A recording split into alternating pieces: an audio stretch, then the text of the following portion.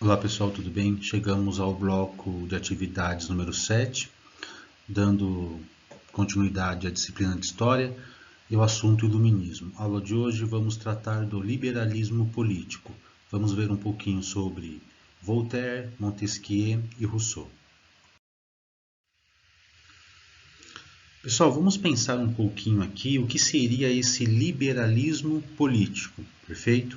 Então, nós aprendemos no bloco anterior, no bloco número 6, o iluminismo, o contexto histórico, o momento, não é? Surgimento do iluminismo, ali o século XVIII, o que estava acontecendo na Europa, algumas questões principais, não é, que esses pensadores trouxeram, seja na área da política, da economia, não é?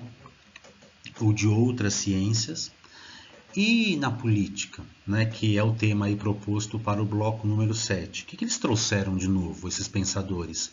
Eu destaquei para vocês aqui, na política, não é? Então eles defendiam o quê? A limitação do poder do governante por uma constituição e pela existência de um parlamento com poder efetivo. Nossa, o que seria isso? A Constituição, um documento ali com as obrigações do governante, não é? Com os direitos, claro, desse governante, mas também com os seus deveres, não é? Então, ele tem um governo limitado por um tempo, ele não pode mandar e desmandar como era no absolutismo. Esse governante, tem que conviver com outros poderes. Perfeito? Por exemplo, quando eu falo para vocês na convivência de um governante com um parlamento, seria: você tem um presidente, ele governa o país, mas além do presidente nós temos o quê? O poder legislativo, senadores e deputados, perfeito? Então, cada poder, o presidente, o poder executivo, o parlamento, o poder legislativo, nesse caso pensando no Senado e na Câmara dos Deputados, como é aqui no Brasil. Então, você tem um governante, ele governa a nação, mas o seu poder é limitado. É exatamente essa questão que esses pensadores trouxeram naquela época, lá no século XVIII. Lá em 1700 e alguma coisa, eles trouxeram essa ideia, não é? Não só Montesquieu, nós vamos ver aqui, mas também outros pensadores, cada um, né, da sua maneira, ali, a sua maneira, pensando o quê? Em criar estratégias para limitar o poder dos governantes, que naquela época eram, não é, em grande parte, governantes monarcas absolutistas. Perfeito? Primeiro pensador importante, Voltaire. Pessoal, Voltaire vivia na França, assim como muitos pensadores, tá? Iluministas. Conforme eu disse agora há pouco, a França foi aí um espaço propício para o surgimento do iluminismo. E por quê? Porque a França era uma monarquia absolutista. Vivia na França. Mas só que ali em meados do século XVIII, né, ali na 1726, salvo engano, Voltaire deixou a França e foi viver na Inglaterra. Mas por que ele foi viver na Inglaterra? Porque Voltaire era um sujeito de origem nobre, ou seja, uma família importante, só que ele fazia algumas críticas ao rei. E ele foi preso 2 vezes. Onde? Na Bastilha, não é? Aquela prisão que eu trouxe para vocês no início da aula, uma representação do que seria. Aí ele percebeu que ali na França ele não tinha liberdade, deixou a França e foi viver onde? Na Inglaterra. Mas por que na Inglaterra? Porque na Inglaterra, nesse momento, no século XVIII, ali nesse país você tinha maior liberdade política e religiosa. Então, na Inglaterra, se nós compararmos a França com a Inglaterra no século XVIII, você tinha, no caso, maior liberdade na Inglaterra. Então você poderia ali, não é, fazer uma crítica às questões políticas e religiosas. E ele viveu ali, ele acabou ali percebendo que aquele modelo de monarquia, porque a Inglaterra já era uma monarquia, ainda era uma monarquia, não é? Assim como é hoje, mas ali na Inglaterra nós temos uma questão interessante, que lá dentro das revoluções inglesas nós podemos entender que lá na Inglaterra os ingleses limitaram o poder do rei. Você tem o rei, só que o rei obedece um conjunto de leis, uma Constituição. Então, se ali havia maior liberdade, Voltaire foi viver ali, na Inglaterra. Algumas ideias importantes de Voltaire, tá? Só elenquei para vocês aqui e depois lá na hora da atividade também tem algumas questões aí sobre o Voltaire. Primeiro, que Voltaire foi um grande defensor da liberdade individual, certo? Então, que o indivíduo tem o direito de escolher a sua religião, as questões ali, as suas opções políticas. Voltaire foi um grande defensor da liberdade de expressão. Aqui, para quem não sabe, a liberdade de expressão é quando você pode emitir uma opinião sem ser punido por isso. Mas como assim emitir uma opinião? Seja numa praça pública, seja escrevendo num jornal, numa gazeta, né? Então, Voltaire dizia, o sujeito tem o direito de colocar, né, de emitir a sua opinião, agradando ou desagradando as pessoas.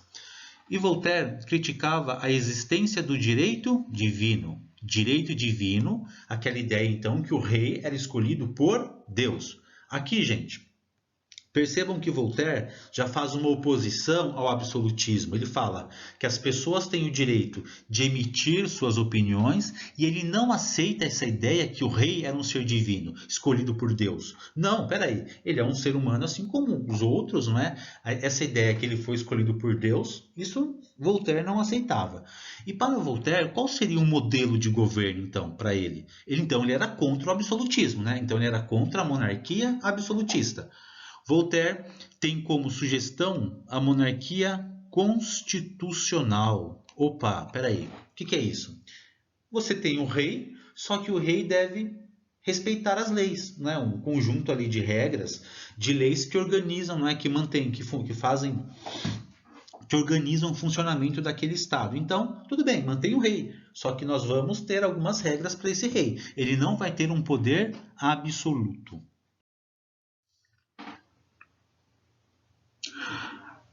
Aqui nós temos um outro pensador importante dentro do iluminismo, que foi Montesquieu.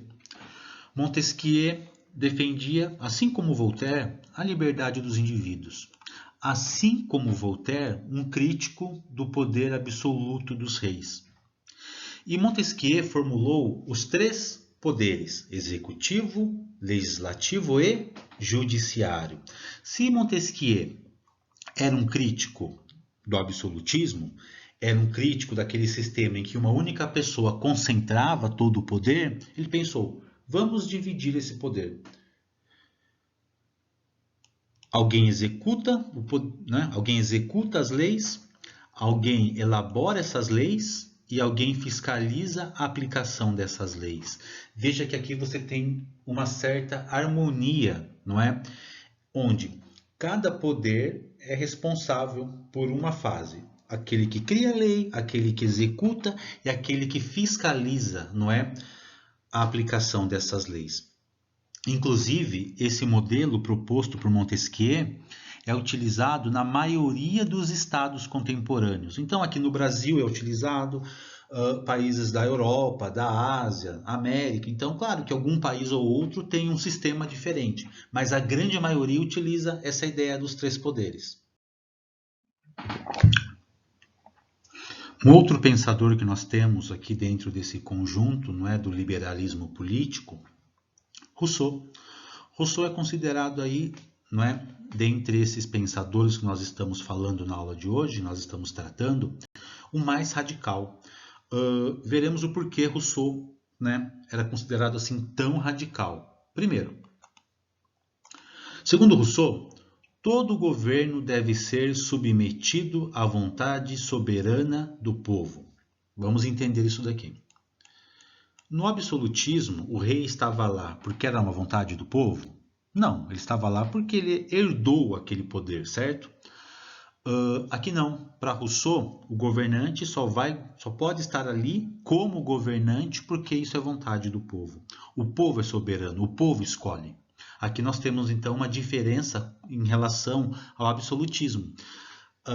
Uma outra questão interessante do pensamento de Rousseau é essa reflexão aqui. O homem nasce bom, mas é corrompido pela sociedade. Isso significa que na sua origem o homem é bom, mas convivendo, não é, com algumas pessoas ou com a sociedade como um todo, ele se torna egoísta, ele se torna vaidoso, ele pensa primeiro em seus interesses, ele pode prejudicar o outro pensando em seus interesses. E o homem, então, se ele se torna esse ser individualista, não é porque na sua origem ele era individualista, porque a sociedade o tornou assim. E aqui Rousseau também ele vai se afastar dos outros pensadores luministas porque ele critica a chamada propriedade privada. Então ele fala que todo o problema da desigualdade que existe entre os homens está aqui, na existência da propriedade privada. Por isso que ele é considerado tão radical assim. Então, para ele, ele dizia, se você tem um camponês que não tem terra, é porque alguém tem terra, ou tem muita terra. Aqui vocês têm, eu vou até circular para vocês, uma discussão polêmica, tá?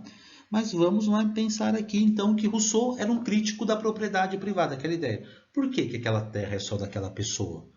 Não é? Quais são os motivos? Não? O que explica isso? Ela comprou, ela recebeu como herança. Se essa pessoa tem tanta terra, explica o porquê você tem tantos camponeses passando fome que não tem sequer um espaço ali de terra para produzir o seu alimento. Então ele critica essa existência da propriedade privada.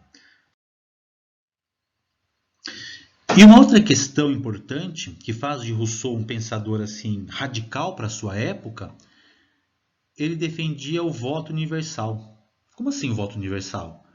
Todos os indivíduos poderiam votar.